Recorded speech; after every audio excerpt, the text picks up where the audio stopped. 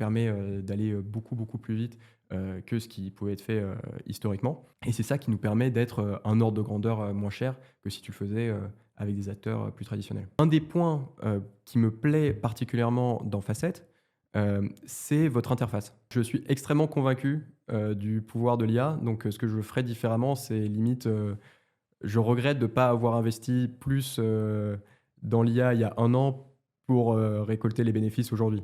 Je m'appelle Nicolas Marchais, je suis le cofondateur de Facet et bienvenue sur My First AI. My First AI, c'est un podcast dans lequel on rentre dans la réalité des applications de l'intelligence artificielle. On en entend parler tous les jours à la télévision, à la radio. Il y a beaucoup de bruit, il y a beaucoup de grands statements, comme quoi ça peut tout automatiser. Et aujourd'hui, avec Julien Ficette, cofondateur et CPO de Roundtable, on va parler de tout ça. Julien, ravi de t'avoir aujourd'hui. Ça fait plaisir de t'avoir parmi nous. Ah, ravi de rejoindre ce beau podcast. Premier Ouais. épisode en plus, je suis très honoré. Exactement, c'est la grande première. Peut-être pour partager un peu l'idée de l'épisode, c'est que avant Roundtable, toi, tu as fait partie de l'ère un peu pré-ChatGPT. Tu as bossé dans la division Data IA du BCG, du Boston Consulting Group. Donc, ça va être intéressant de discuter de ça. Roundtable, tu vas nous en parler dans le détail, mais c'est une plateforme d'asset servicing. Donc, ça va nous permettre aussi de parler de private equity, de transactions sur les marchés privés. Et puis surtout, finalement, de ce que tu fais de l'IA au quotidien, un peu tes retours d'expérience. Voilà, c'est un peu le programme. Euh, Roundtable, moi, je connais puisque je suis utilisateur et client. D'ailleurs, j'ai d'abord été utilisateur avant d'être client, mais ravi d'en savoir plus, que tu peux nous parler de la boîte, en quelques chiffres, à quoi ça ressemble aujourd'hui. Ouais, je vais me présenter rapido et puis après je vais te parler de Roundtable. Moi je m'appelle Julien Ficette, j'ai 33 ans, j'ai un petit garçon de 5 mois. Ça fait maintenant 10 ans que je travaille dans le monde de la data science et du produit. Comme tu l'as en effet rappelé, j'ai commencé ma carrière au BCG dans une équipe qui s'appelle Gamma, qui fait de la data science et du machine learning. J'ai rejoint Gamma un petit peu par hasard. En fait, lors de mon stage de fin d'études, j'ai travaillé avec le senior partner qui était en train de créer cette équipe spécialisée en data science et qui m'a proposé de les rejoindre. Ça, c'était en quelle année, ça? C'était en 2015, il y a 10 ans de ça, donc ça ne nous rajeunit pas. J'ai rejoint Gamma quand on était environ une dizaine dans le monde. Je l'ai quitté il y a maintenant 3 ans et demi, qui a à peu près 4 ans, quand on était 3000. Donc une grosse croissance en 6 ans, hein. Ça te donne un peu l'évolution de l'IA au sein d'un gros groupe comme BCG. J'ai pu travailler sur des missions qui peuvent sembler différentes de prime abord, mais qui avaient toute une composante modélisation ou optimisation. Par exemple, du pricing, que ce soit dans l'aérien, dans la mode, de l'optimisation de process, par exemple, optimiser la production de vaccins ou de l'optimisation de forage de puits de pétrole. Je peux te dire, toutes ces missions Donc sont. Gamma, c'est quand même très orienté, grand groupe, entreprise. Ouais, c'est très orienté. En fait, on va faire des missions de machine learning ou d'optimisation pour des clients du BCG qui sont classiquement des boîtes type CAC 40, Fortune 500. Moi, à l'occasion des quelques missions dont je t'ai parlé là, j'ai pu travailler avec des clients d'une dizaine de pays. Donc, c'est aussi hyper international. Ok, donc ça, c'était la première partie. On pourra rediscuter un peu de Ouais. l'expérience. Et après, du coup, il y a l'aventure Roundtable que tu as démarré avec ton associé Evan Testa. Ouais, avec mon associé Evan et avec Simon qu'on a rencontré allez, un mois ou deux après avoir eu l'idée de Roundtable. Roundtable, comme tu l'as expliqué, on est dans le monde de l'administration d'actifs. Comme on n'est pas une boîte B2C, on n'est pas non plus une boîte B2B que la plupart des gens connaissent, je vais quand même expliquer un petit peu ce que Ouais. ça veut dire. Euh, L'administration d'actifs, concrètement, c'est la gestion de toute la paperasse invisible, mais indispensable dans le monde de l'investissement. Nous, on se focalise sur le non coté. Donc, ça veut dire tout ce qui n'est pas coté en bourse. Des exemples, ça va être les investissements dans les startups, les investissements en private equity, ça va être par exemple des PME mais qui ne sont pas cotés en bourse, ou dans l'immobilier. Et on a abordé ce marché en structurant des véhicules d'investissement. Pour regrouper des investisseurs qui ont envie de co-investir ensemble dans une cible, on a des véhicules assez simples qui s'appellent des SPV Mhm. pour Special Purpose Vehicle. Tu vas regrouper, mettons, 20 investisseurs qui souhaitent investir dans une cible qui est identifiée. Et on a des véhicules qui sont un petit peu plus compliqués, qui s'appellent des fonds, où tu vas, regrouper des investisseurs, basés sur une thèse d'investissement, donc que tu vas pouvoir déployer leur argent pour leur compte, sur un certain nombre de cibles que tu n enfin, qu'ils ne connaissent pas, à l'avance, mais basées sur une thèse d'investissement que tu leur as expliquée. Et donc ça, c'est, Roundtable, donc vous l'avez monté il y a 4 ans, c'est ça à peu près? Ouais, on l'a Aujourd'hui, créé. ça, vous avez je sais pas comment vous comptez les indicateurs, Ouais, je vais te donner quelques chiffres. On a créé Roundtable, fin 2021. Je crois qu'on a déposé les statuts le 16 décembre 2021, quelque chose comme ça. On a ensuite passé 6-9 mois à faire du légal parce que comme on est dans un monde, réglementé, mmh. fallait savoir ce qu'on avait le droit de faire, et donc ça nous a pris un peu de temps. Donc il y a 20 000 personnes qui ont, soit, créé des SPV, comme ça a pu être le cas, pour moi, soit, participé à des levées de fonds à travers des SPV et des fonds. Et ça, c'est dans des secteurs, tu parlais d'investissement dans les startups, donc technologiques, mais aussi, tu parlais dans d'autres, classes d'actifs. Ouais, effectivement.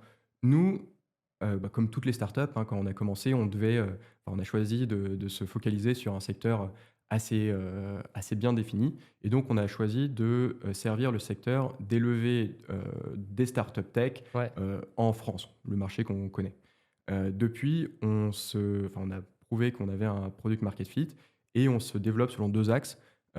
Un axe classe d'actifs, donc on a ouvert, récemment, l'immobilier. Je pourrais t'expliquer un peu les différences qu'il y a, entre start-up et immobilier, par exemple. On est en train aussi de regarder le private equity, et un deuxième axe de développement, ça va être, l'axe géographique. Mmh. Tu vois, on a commencé par, la France et un peu la Belgique francophone et on est en train, d'ouvrir, l'Allemagne, le Royaume-Uni, l'Espagne, il y a pas longtemps. Donc 350 millions. Et ça avec une équipe de combien de personnes? Je suis assez curieux de savoir, bah, comment on gère, ce volume opérationnel. C'est quoi un peu les différents métiers que vous avez, dans la boîte? Ouais, là, on est en forte croissance. On est, aujourd'hui une trentaine dans l'équipe. Pour te donner un exemple, fin d'année dernière, on était une vingtaine. Donc on a, quasiment fait, fois 5 là en 6 mois. Hem, on a des équipes, qui sont, réparties par pôle, hein. Ça va être les pôles auxquels tu t'attends certainement dans une startup. On a, un pôle produit, que je gère, qui va travailler main dans la main avec un pôle, technique, où on a aujourd'hui, 8 développeurs. On a, un pôle opération qui vont, concrètement, gérer, toute la vie, de nos investissements, créer les fameux véhicules d'investissement dont je te parlais, gérer, la comptabilité, les relations avec les auditeurs, tout ce genre de choses sur lesquelles on pourra revenir, ensuite. On a un pôle commercial, bien évidemment, qui grossit. Donc quand je te dis qu'on ouvre, des nouvelles, marchés, enfin des nouvelles géographies et des nouvelles, classes d'actifs, concrètement on recrute, des sales, dédiés à ces classes d'actifs et marchés. Et un pôle qui est peut-être un peu moins fréquent dans des startups de notre taille, c'est le pôle, légal, qui est, hyper important, parce qu'on est, comme je te le disais, dans un monde, régulé. Et typiquement, moi je pense à ma propre expérience avec le produit. Bon, c'était ultra fluide, c'est très bien passé. Hem, mais je regarde là, tu vois, c'était quoi mes alternatives? Quand vous comparez, vous, l'organisation de vos équipes par rapport à d'autres compétiteurs, qui peuvent exister, l'innovation, Roundtable finalement, tu vois, est-ce que c'est dans cette capacité à pouvoir gérer, énormément plus de dossiers avec la même, structure de coût? Comment vous mesurez? Est-ce qu'il y a une notion d'efficacité là-dessus, par rapport à j'imagine qu'il y a des gens vers qui, moi j'aurais pu me tourner, tu vois, pour le faire ça manuellement. Je suis assez curieux de savoir, en préemptant un peu aussi, si tu as cette idée de ce que l'impact que peut avoir l'IA sur l'efficience, sur la productivité par headcount, enfin, je ne sais pas comment tu Ouais. mets ça, mais assez curieux de savoir un peu si tu as des éléments à nous partager là-dessus. Ouais, la grosse différence que tu peux avoir avec, des compétiteurs, c'est, cette, productivité, hein. Ça nous permet d'être beaucoup moins cher. Concrètement, créer un fonds d'investissement ou créer un SPV, c'est pas nous qui avons inventé ça. Les SPV, ça existe depuis des siècles. C'est juste que historiquement, si tu voulais créer, un SPV, donc c'est-à-dire, créer une société dans lequel, tes investisseurs vont investir et qui elle-même va acheter des titres, ce que tu peux avoir envie de faire, soit en tant que fondateur, ce que vous avez fait, avec Facet pour garder, une table de capitalisation, propre, avoir par exemple, j'en sais rien, quelques fondateurs à la table de capitalisation et puis après tous tes business angels dans un SPV. Ce que tu peux également faire, pour un club d'investisseurs, bah, ces 2 use cases-là, ils existent depuis assez longtemps.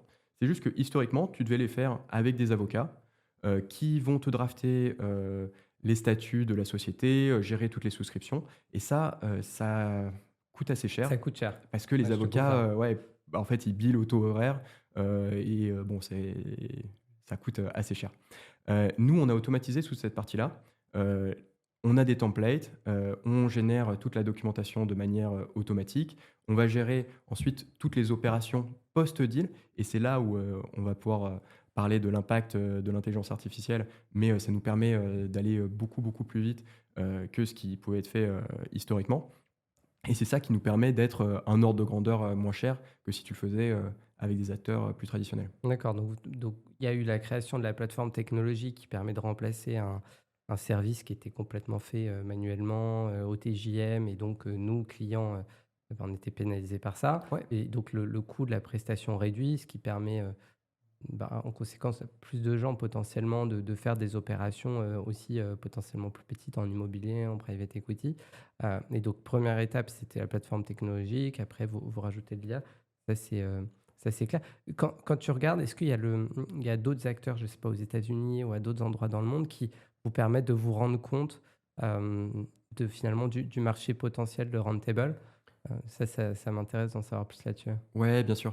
Nous, on pense que l'avenir de ce monde, de l'asset servicing, ça va être, en fait, une combinaison de software et d'IA, qui va, vraiment permettre d'avoir de la personnalisation avec, l'efficience de la deuxième vague. Et donc ça, c'est, les indicateurs de capacité de traitement, ramenés au nombre Ouais, d'opérationnels qui devraient augmenter? exactement. Tu vas avoir, bah, des indicateurs, classiques, de type revenu par employé, mais plus proche, des opérations.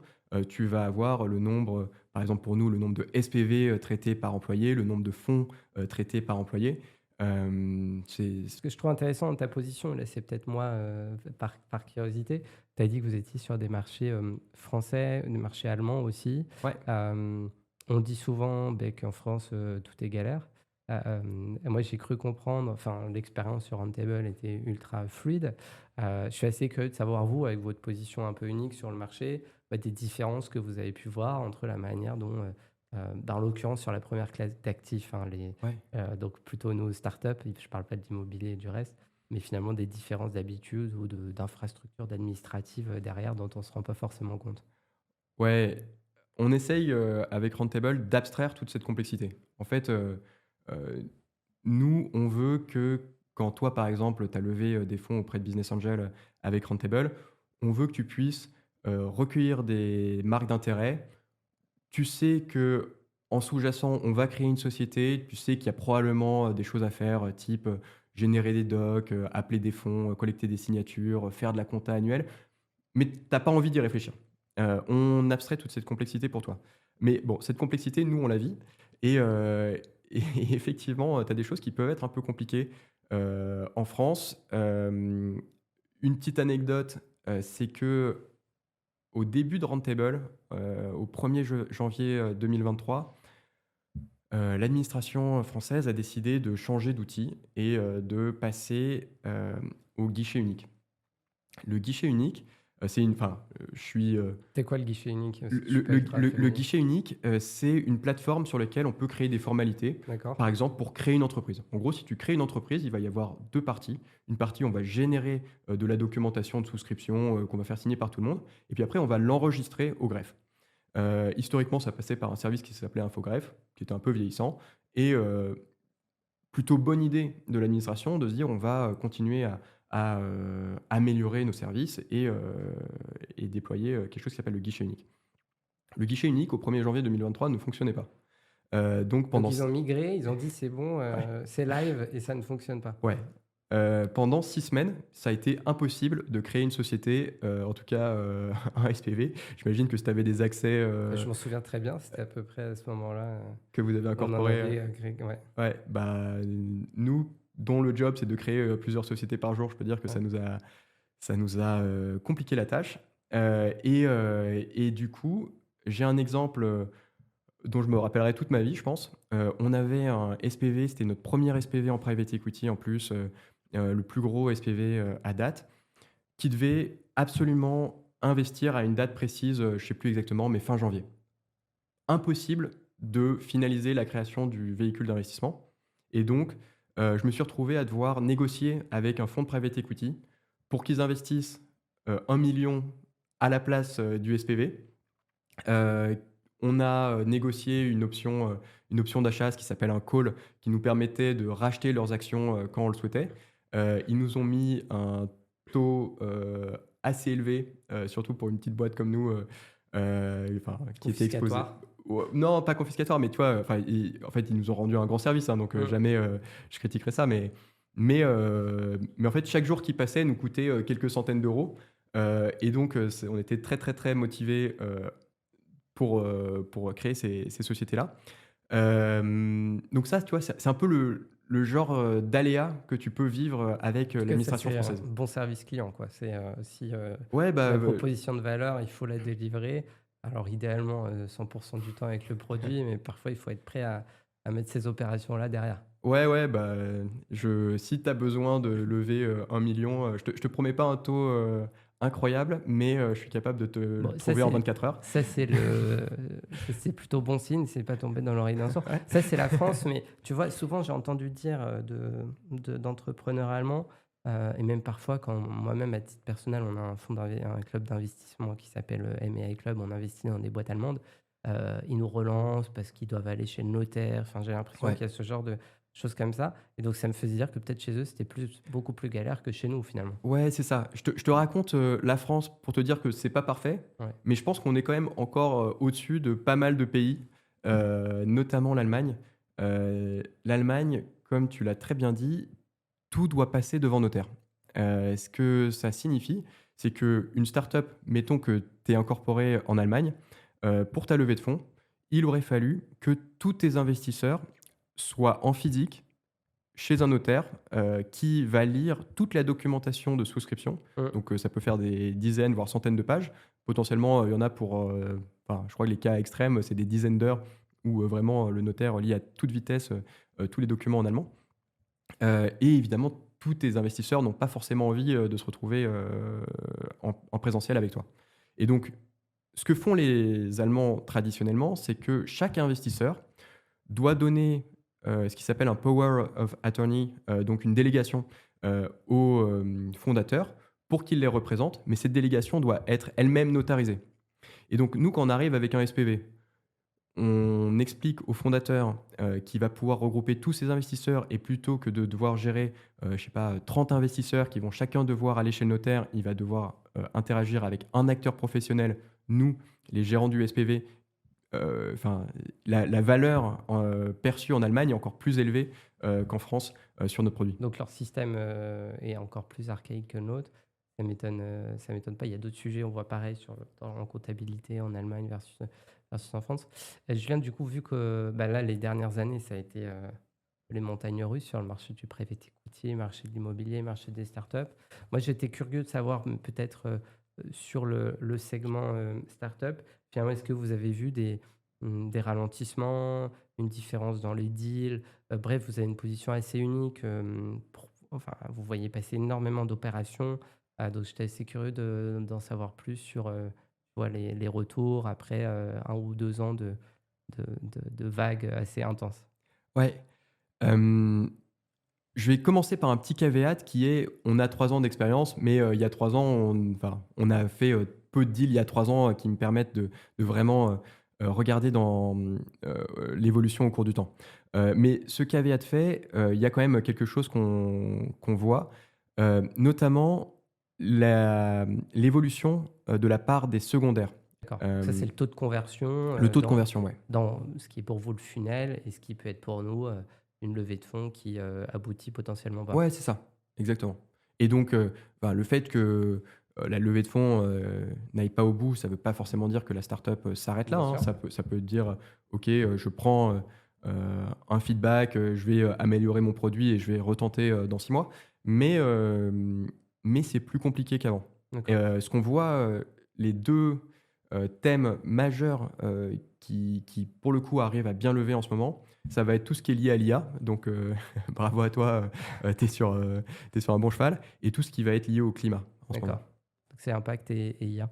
Et il y a Ouais. aussi toute la partie classe d'actifs, IMO, sur laquelle vous vous déployez. Hem, Est-ce que là aussi, il y a une grosse différence, notable ces dernières années ou à quoi ça ressemble les dynamiques là sur ce secteur-là? Alors sur la classe d'immobilier, enfin classe d'actifs immobiliers, je peux pas te parler de l'historique parce que c'est une classe d'actifs qu'on connaît, que depuis, allez, 6 mois, 1 an. En revanche, je peux te parler des différences qu'il y a, par rapport aux startups. Hem, une première différence, en fait, c'est la taille du marché. Heu, je vais faire une analogie, qui est pas, évidemment à prendre à la lettre, mais juste en ordre de grandeur. Tu peux te dire qu'un appartement parisien, c'est l'équivalent, allez, d'un seed. Une maison, c'est une série A et un immeuble, ça va être une série B, ou plus en fonction de la taille de l'immeuble. Donc tu vois, si tu mets un peu en rapport, enfin, si tu as un peu ces ordres de grandeur-là en tête, toute la French Tech, toutes les levées de la French Tech depuis 10 ans, ça correspond à une rue, moyenne, Ouais, de Paris, tu vois? C'est en gros, c'est faramineux à quel point, c'est gros par rapport, aux startups et ça a des conséquences. Ça veut dire que, par exemple, à taille de deal équivalent, Hem, on se rend compte que les gens qui investissent en start-up vont être plus pointilleux sur la doc, nous poser plus de questions, versus, des gens qui investissent en immobilier, où pour eux un deal de quelques millions, ça peut être un petit deal auquel ils font pas forcément, autant attention. Une autre, un autre aspect, qui est, intéressant, ça va être, le profil de risque. Si tu disais un marchand de biens, immobilier, par exemple, tu achètes 10 appartements, il y en a 9 sur 10 qui vont être détruits et il y en a un sur 10 qui va faire, fois 100, heu, il te ça rirait au inquiète. nez. Ouais, ouais, non, mais c'est pas du tout le même profil. Eux, ils veulent faire, du 10-15 sur toutes leurs opérations. Donc un peu différent, comme thèse. Tu as aussi, une gestion des risques, un peu différent, enfin, risques, opérationnels. Par exemple, si tu veux investir dans un appartement, tu as le risque de te faire préempter, par exemple, par la mairie de Paris. Ouais. Si toi, avec, MEI, vous souhaitez investir dans une boîte, vous n'allez pas vous faire préempter par la mairie de Paris. Donc, il y a des choses, auxquelles tu ne penses pas forcément. Hem et un dernier petit point qui nous a fait rire, c'est le français. On a réussi à tenir 3 ans, avec une plateforme, purement anglophone et dès qu'on s'est mis dans l'immobilier, on nous a dit, Il faut localiser, «Oh, c'est il faut ça? localiser», ouais, Trop c'est bien. ça. Nickel. Bah, là, je pense du coup, on comprend bien le business, l'activité de Roundtable. Je pense que ça peut être intéressant de basculer dans comment vous utilisez de l'IA dans toutes ces opérations-là. Peut-être avant d'attaquer, moi, il y a 2 points qui m'intéressent. On va discuter un peu de peut-être ce que tu as appris au BCG Gamma, Ouais. ce qui ne change pas depuis 10 ans parce que tu es pas un dinosaure, mais avoir démarré en 2015, c'est pré-ChatGPT. Ça m'intéresse, qu'on rentre dedans finalement, dans ce que tu as appris, la manière dont vous conduisiez les projets, qui, donnait, les ordres chez les clients, finalement ce que tu retiens de tous ces projets que tu as pu faire dans les grands groupes. Qu'est-ce qui te sert aujourd'hui dans la méthode, dans l'approche? Est-ce que tu peux nous partager? Est-ce que aussi peut-être les conseils que tu donnes à ton équipe quand ils approchent, des projets IA en se disant, comment tu peux leur faire bénéficier de ton retour d'expérience? Ouais, je vais te donner quelques, apprentissages, de, de de vieux sages, de vieux cons, de l'IA. Hem, le premier, c'est je pense que c'est utile de bien réfléchir à ce que tu souhaites faire. Peut-être ce qui est oublié aujourd'hui, finalement, pour beaucoup de monde, l'intelligence artificielle, c'est accessible par une API, Ouais. c'est déjà pré-entraîné. Est-ce qu'il y a un exemple typique, de cette méthode-là? Ça donne quoi comme décision finalement? Enfin, est-ce que tu peux Ouais, nous ancrer ça si on te donne, dans le réel? je vais te donner un exemple, basé sur, une mission que j'ai faite, au BCG et je vais te donner un exemple, plus, contemporain avec des LLM. Si on fait du pricing, donc choisir les prix, de produits et essayer de maximiser, soit le revenu, soit la marge, générée, par les ventes, tu vas avoir une, étape de simulation qui va être: se dire: «OK, si je mets tel produit à tel prix, combien est-ce que j'en vendrai? Et du coup, bah, quel va être mon revenu et quelle va être ma marge générée?» L'optimisation, ça peut être assez simple. Tu peux te dire, je prends, pour chaque produit, le prix qui va maximiser, soit mon revenu, soit ma marge. Ça peut être plus compliqué si tu rajoutes des contraintes globales. Mettons que tu sois en période de solde, tu te dis, «Je veux, maximiser par exemple ma marge, mais tout en respectant une contrainte que, en moyenne mes discounts sont de 30. Bah, ça veut dire que si tu as 2 articles le prix, enfin le discount, qui semble optimal pour chacun de 2, c'est moins 40. En fait, dans ton optimisation, tu vas devoir, faire des choix. Tu vas devoir te dire: «Est-ce que je les mets tous les 2 à -30? Est-ce que j'en mets un à -40, l'autre à -20?» Et ça, c'est, la partie, complexe de l'optimisation qui peut apparaître dès que tu as des contraintes globales. Un flow d'optimisation qui peut, avoir lieu aujourd'hui, c'est imaginons que tu utilises, un LLM pour t'écrire des posts LinkedIn. Tu pourrais avoir un flow où tu te dis: «Voilà, j'utilise un LLM pour me générer plein d'idées. Pour, chaque idée, je vais utiliser différents, tone of voice, différents, types de manières de présenter, mon post LinkedIn». Bah, ça, c'est toute la partie simulation en quelque sorte, tu vois? Mmh. Génération, de contenu. Derrière, il y a un aspect optimisation qui va être choisir lequel, publier. Cette partie, tu peux soit la faire toi-même, te dire, «Je vais lire tous les articles qui sont proposés et en fonction de mes goûts, choisir lequel je vais publier». Ou tu pourrais imaginer l'automatiser avec, par exemple, de l'A/B testing et cetera, pour, D'accord. modéliser, Donc ça fait partie d'un peu des invariants dans ce qui était vrai avant ouais, et de ce qui est toujours vrai, je pense, ouais. aujourd'hui dans les méthodes. Ouais. Sur là où la valeur est créée, c'est quelque chose que, Sylvain Duranton, le fameux senior partner dont je te parlais, au BCG Gamma, heu, avait appelé le 10-20-70. En gros, c'est de dire que 10 de la valeur est créée par la qualité de ton modèle, 20 par le déploiement de ton modèle, dans les outils, de production et 70 par le change management, en fait, l'utilisation de ton modèle par des équipes ou des utilisateurs. Et un exemple qui est, je trouve, hyper criant, récemment, c'est ChatGPT. ChatGPT, le jour où OpenAI a décidé d'ouvrir, enfin de créer ce produit, la valeur, produite a augmenté de manière, faramineuse. Enfin, tu vois, entre la veille et le lendemain, les modèles qui étaient accessibles, historiquement par API n'ont pas changé. Ils étaient, aussi bien, d'un point de vue scientifique que d'un point de vue ingénierie, la distribution, marchait tout aussi bien.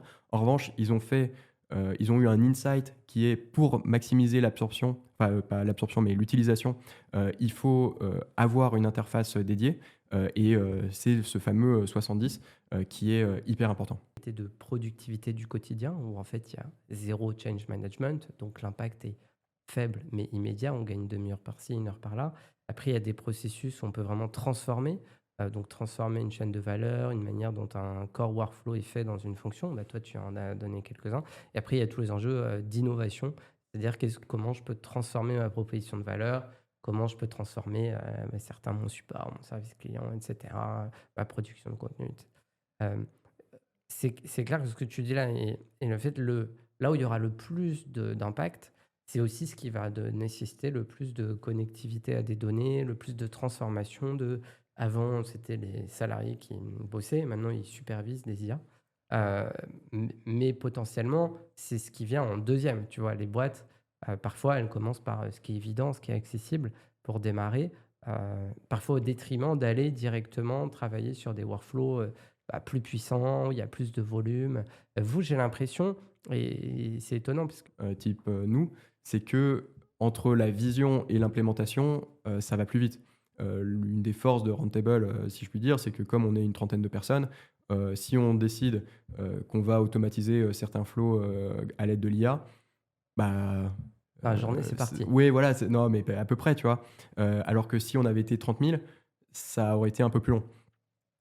Mais donc, je pense que sur cette partie change management, c'est important de convaincre heu, toutes les parties prenantes, du bien fondé de ce que tu fais et identifier quelques, cas d'usage, heu, où tu peux créer de la valeur assez vite, mais sans totalement révolutionner les process, c'est une bonne idée.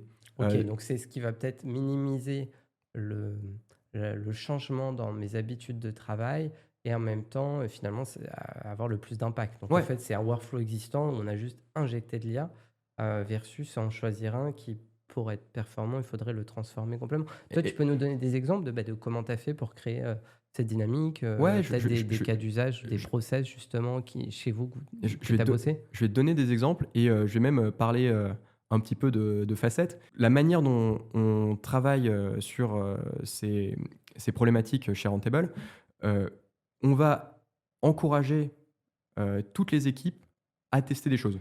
Donc aujourd'hui, on travaille avec, un certain nombre d'outils. On utilise Facet, on utilise ChatGPT, on utilise Claude. Les équipes techniques utilisent Cursor, on utilise des MCP, divers et variés qu'on intègre, par exemple, le MCP de linéaire avec les équipes produits. On va utiliser, pas mal d'outils et on encourage beaucoup les équipes à avoir de la sérendipité, de se dire: «OK, il y a telle partie de mon travail, heu, sur lequel j'ai l'intuition que je pourrais aller plus vite, je fais un test. Si derrière, on pense que ces tests sont, concluants, là, on va, plutôt, tu vois, avoir une approche, top-down, se dire: «OK, est-ce qu'on a envie de passer à l'échelle?» Si oui, on va dédier des ressources pour faire en sorte, d'intégrer, tout ça dans nos process. Je vais te donner un exemple, précis. Dans le monde de l'investissement, on doit faire, ce qui s'appelle des KYC pour Know Your Customer. Hem, Know Your Customer, ça veut dire qu'on va, récupérer des informations sur nos investisseurs, par exemple leur carte d'identité, leur, justificatif de domicile, un justificatif de provenance des fonds. Par exemple, on n'a pas envie, que, quelqu'un réinvestisse de l'argent, qui vienne de, money laundering, de, Blanchiment? blanchiment d'argent, exactement. Et donc on doit, comprendre d'où viennent, les fonds. Cette partie, heu, blanchiment d'argent, lutte contre le blanchiment d'argent, ça prend pas mal de temps. Parce que tu peux avoir des documents qui vont, des fiches de paye, sur, Rentable, on a quelqu'un qui a gagné Euromillions. Enfin, tu vois, tu as plein de documents, différents, qu'il faut analyser, extraire de l'information de manière Donc contextuelle. c'est gagnant de l'euro-million, il investit, il dilapide pas son argent puisqu'il fait sur Ouais, bah, pas tous, mais en tout cas au moins un. Et extraire cette information et la comparer à, des informations qu'on a sur la plateforme. ouais. Par exemple, si tu nous proposes des justificatifs, d'origine de fonds où on a le sentiment que c'est OK pour toi d'investir 10 000 €, mais qu'en fait tu investis 100 000 €, bah, il faut que quelqu'un mette en relation ces 2 informations et se dise: «Je vais demander des documents complémentaires». Historiquement, c'était fait par des gens, assez, capés, parce qu'il faut être capable de comprendre ces documents. Ouais. L'IA, ça va nous permettre, de vraiment, accélérer tout ça. Donc vous faites un genre en fait de pipeline, d'opportunités IA dans la boîte, qui sont plutôt, avec beaucoup de sérendipité et puis à un moment donné, donc vous pouvez, driver certains de ces projets-là. Après, il y a des équipes qui peuvent démarrer là et puis, quand c'est concluant, il faudra qu'on discute peut-être de c'est quoi concluant. Là, à ce moment-là, vous vous dites: «OK, bah, allons plus loin, intégrons davantage, optimisons l'affaire».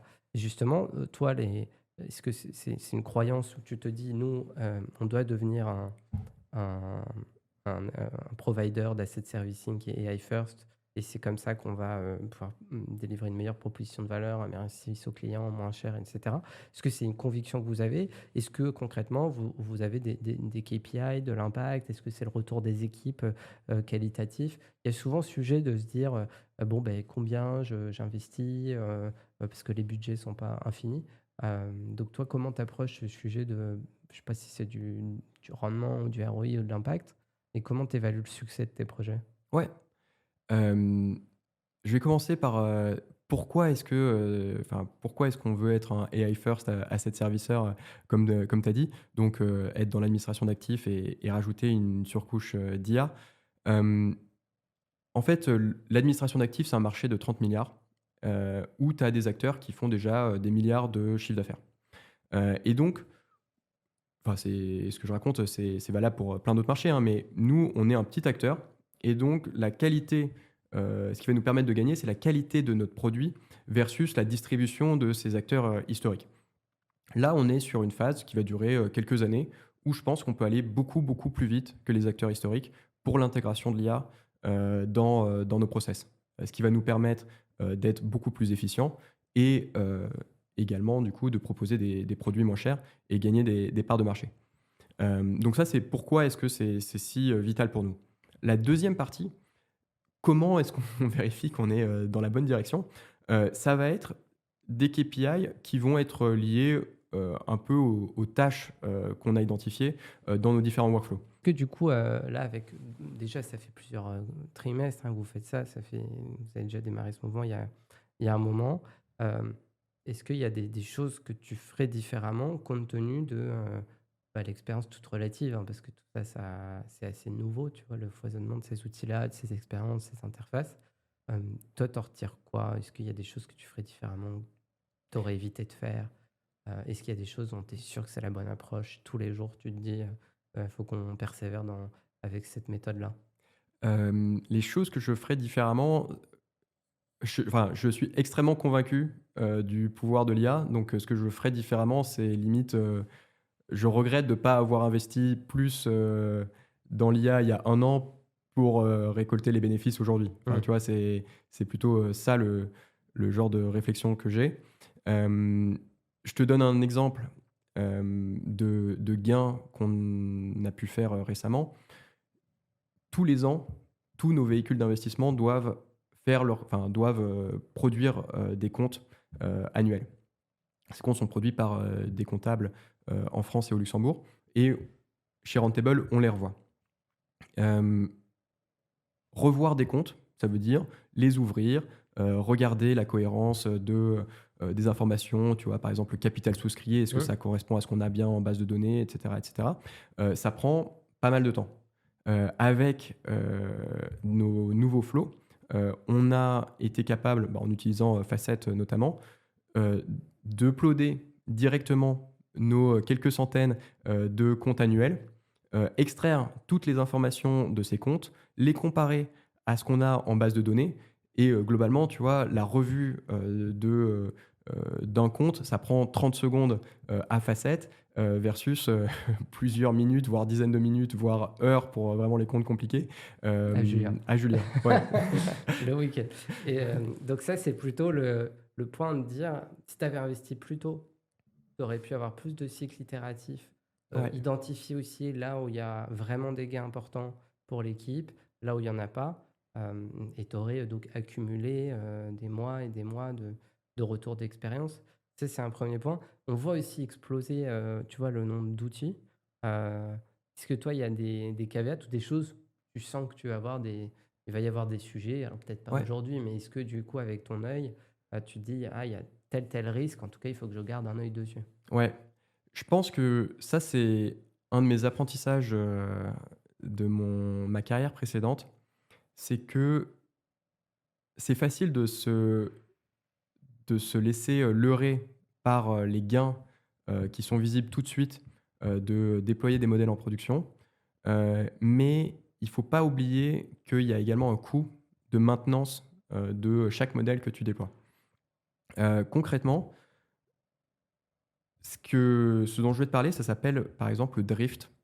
Tu peux, heu, créer un modèle pour, par exemple, extraire des données, documents comptables, dans l'exemple que je viens de te donner. Hem, il va très bien marcher cette année et puis, pour une raison ou pour une autre, les documents comptables que tu vas, lui fournir vont évoluer. J'en sais rien, Mmh, Penny Lane change de format, mmh. dans sa production de compte et le modèle ne va plus être capable d'extraire les informations aussi bien. Ça, c'est juste un exemple, là-dessus. Il faut être capable de surveiller, et de tester de manière, récurrente les modèles que tu déploies en Donc production. il y a cet effet de drift et la résultante de ça, c'est quoi Bah, la concrètement? résultante de ça, c'est que tu pourrais te dire: «Je vais, je vais avoir des projets IA». Tu vois, j'ai 10 projets IA dans mon entreprise. Je vais passer, du temps sur le un, puis le 2, puis le 3, et cetera. En réalité, c'est pas exactement ce qui va se passer. C'est tu vas passer du temps sur le premier. Tu vas créer un proof of concept, ça va marcher. Tu vas le déployer en production, ça va te prendre, beaucoup plus de temps que ce que tu as, peut-être prévu. Et puis après, une fois que tu l'as déployé en production, tu vas avoir un coût, pendant la durée de vie de ce modèle, de valider la qualité, des outputs. Ça, c'est quand tu builds toi-même. Est-ce que le fait de passer par des fournisseurs justement, produits, ça permet d'éviter, ça? Puisque c'est eux qui ont la charge de, la maintenance, de l'infrastructure, de l'amélioration des interfaces.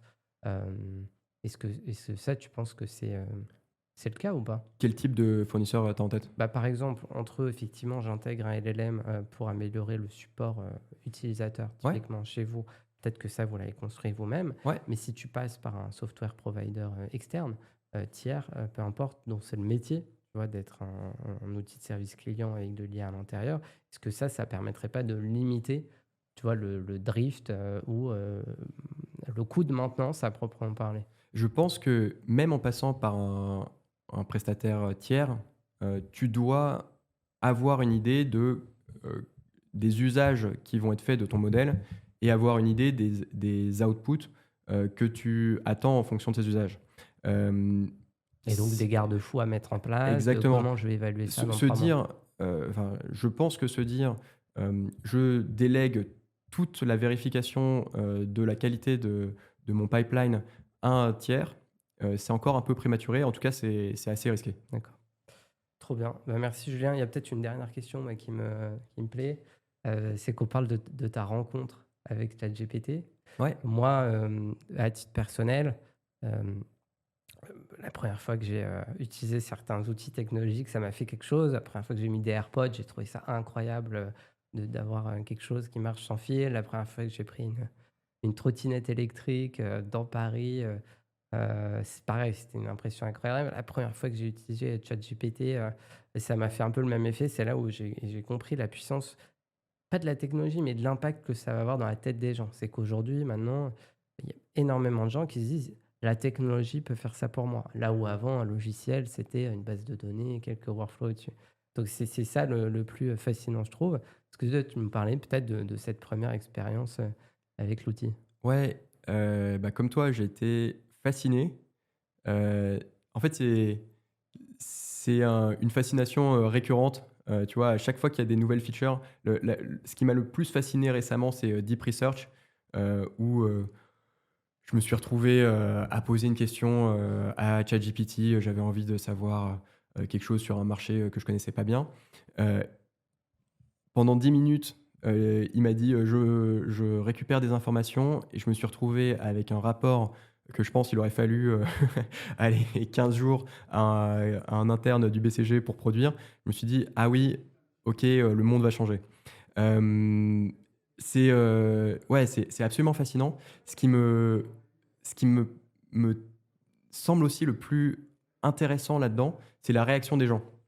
En fait, au lancement de ChatGPT, les gens disaient: «Oui, mais enfin, ça passe pas encore le test de Turing, il y a, quelques aspects qui font que je suis capable de détecter, que c'est un modèle et pas un humain».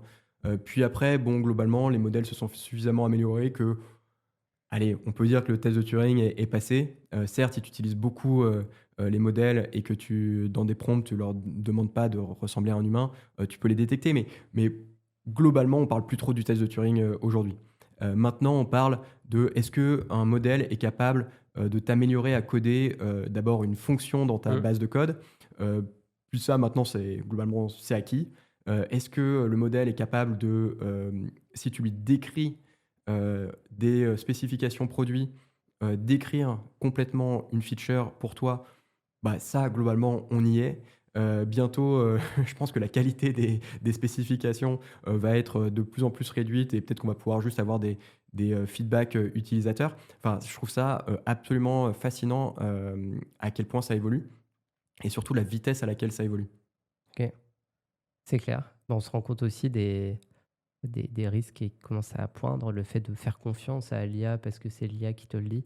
Donc il y a aussi ce rapport à l'esprit critique, puisque Ouais, c'est plus facile de raisonner comme ça. C'est parce comme l'IA me le dit, c'est que ça doit être vrai. Et donc parfois, comme moi, un petit terme d'hygiène personnelle, il y a des documents, des opinions, des briefs. Je démarre tout seul pour être sûr de mon raisonnement et je vais l'améliorer en temps plutôt que par défaut passer par là. En tout cas, merci Julien, c'était trop bien d'avoir partagé tout ça. Où est-ce qu'on peut suivre un peu les actualités de Roundtable? Et ben, merci à toi. Les actualités de Roundtable, tu peux nous suivre sur LinkedIn et Twitter. C'est là principalement qu'on poste. Trop bien. Bah, merci Julien et à très bientôt alors. Merci Nicolas, à bientôt.